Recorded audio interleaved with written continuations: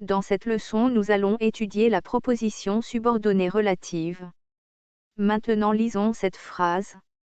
Je lis l'histoire que tu aimes bien. Nous remarquons que cette phrase comporte deux propositions, car il y a deux sujets et deux verbes.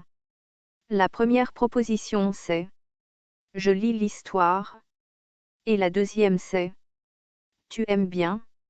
Alors, comment les deux propositions sont-elles reliées entre elles? Elles sont reliées par le mot « que ». À ton avis, comment appelle-t-on ce mot? C'est un pronom relatif simple.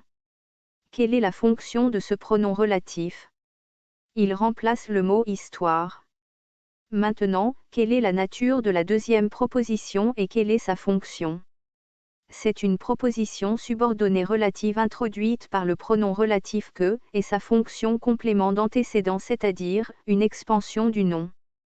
Elle ajoute une information sur le mot « histoire ».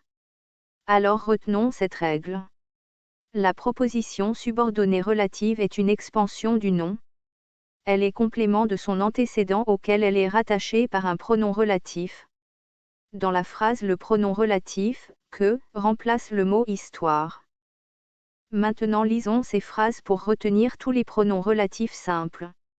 Aujourd'hui, on passe l'évaluation dont notre maître nous a parlé. La société pour qui j'ai travaillé est fermée.